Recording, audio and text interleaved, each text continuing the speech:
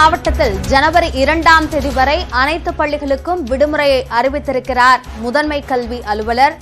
அது சார்ந்த முக்கிய செய்தியை நாம் பார்க்கிறோம். திருநெல்வேலி மாவட்டத்தில் மழையினால் பல்வேறு இடங்களில் பாதிப்புகள் இருந்த நிலையில் அது சார்ந்த ஆய்வுகளை பள்ளிக்கல்வித்துறை அதிகாரிகள் ஈடுபட்டிருந்தார்கள். இந்த நிலையில் ஜனவரி 2ஆம் தேதி வரை அனைத்து பள்ளிகளுக்கும் விடுமுறை என்ற அறிவிப்பை வெளியிட்டிருக்கிறார் முதன்மை கல்வி அலுவலர். அது சார்ந்த முக்கிய செய்தியை நாம் பார்க்கிறோம். பொதுவாக பேரிடர் காலங்களில் அன்றன்றைக்கு பெய்யக்கூடிய மழையின் அடிப்படையில் மாவட்ட ஆட்சியர்கள் முடிவை எடுப்பார்கள். தற்பொழுது பள்ளிகளில் செய்யப்பட்ட ஆய்வுகளின் அடிப்படையில் இந்த முடிவை முதன்மை கல்வி அலுவலர் எடுத்து அதற்கான அறிவிப்பை வெளியிட்டிருக்கிறார் என்பதை தெரிகிறது. திருநெல்வேலி மாவட்டத்தில் ஜனவரி 2ஆம் தேதி வரை அனைத்து பள்ளிகளுக்கும் விடுமுறை அறிவித்து முதன்மை கல்வி அலுவலர் அறிவிப்பை வெளியிட்டிருக்கிறார்.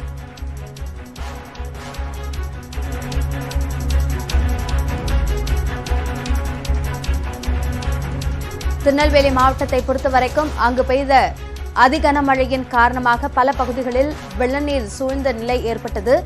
அதற்கு பிறகு வெள்ளநீர் வடிந்திருந்தாலும் கூட இன்னமும் பாதிப்புகளிலிருந்து மீள முடியாத நிலையில் அங்குள்ள மக்கள் இருந்து வருகின்றனர். பல பள்ளிகளில் தண்ணீர் தேங்கியிருந்த சூழல்களும் இருந்தன. இந்த நிலையில் பள்ளியை திறப்பதற்கு முன்னதாக பள்ளிகளில் தரம் அல்லது அங்கிருக்கக்கூடிய உட்கட்டமைப்பு வசதிகள் இவற்றையெல்லாம் ஆய்வு செய்வதற்காக பள்ளிக்கல்வித்துறையின் இணை இயக்குநர்கள் தலைமையில் குழு அமைக்கப்பட்டிருந்தது. நெல்லை, கன்னியாகுமரி, தென்காசி, தூத்துக்குடி ஆகிய மாவட்டங்களுக்கு. இந்த நிலையில் தற்பொழுது திருநெல்வேலி மாவட்டத்தில் ஜனவரி 2ஆம் தேதி வரை அனைத்து பள்ளிகளுக்கும் விடுமுறை அறிவித்து முதன்மை கல்வி அலுவலர் அறிவிப்பை வெளியிட்டிருக்கிறார். கூடுதல் விவரங்களை நம்முடைய செய்தியாளர் சிவமணியிடம் கேட்கலாம். சிவமணி, இப்போ ஜனவரி 2ஆம் தேதி வரை விடுமுறை அறிவித்ததற்கான காரணம் என்ன?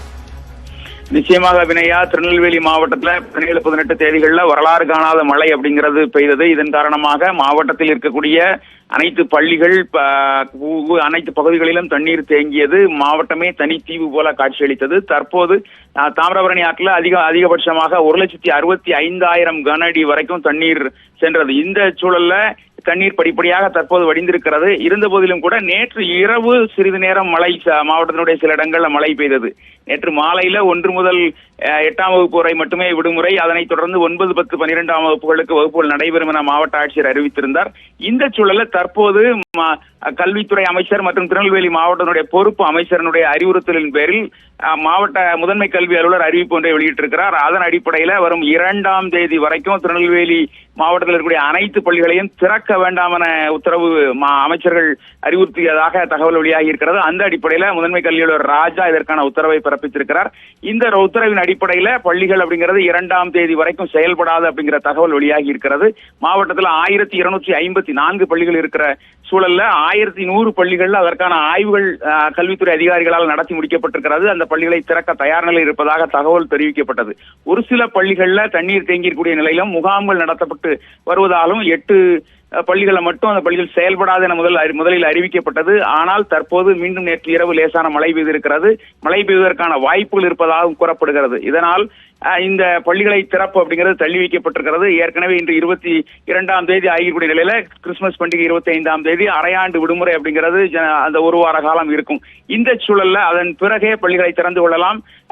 நிலைமை சீரடைந்த பிறகு பள்ளிகளை திறப்பு அப்படிங்கிறது சரியாக இருக்கும் என்ற அடிப்படையில இந்த விடுமுறை அப்படிங்கிறது விடப்பட்டிருக்கிறது. ஆனால் மாவட்ட ஆட்சியரிடம் கேட்டால் தற்போது வரைக்கும் நேற்றுள்ள நிலையே தொடர்வதாக அவர் கூறுகிறார். இதனால் குழப்பமான சூழல் ஏற்பட்டது.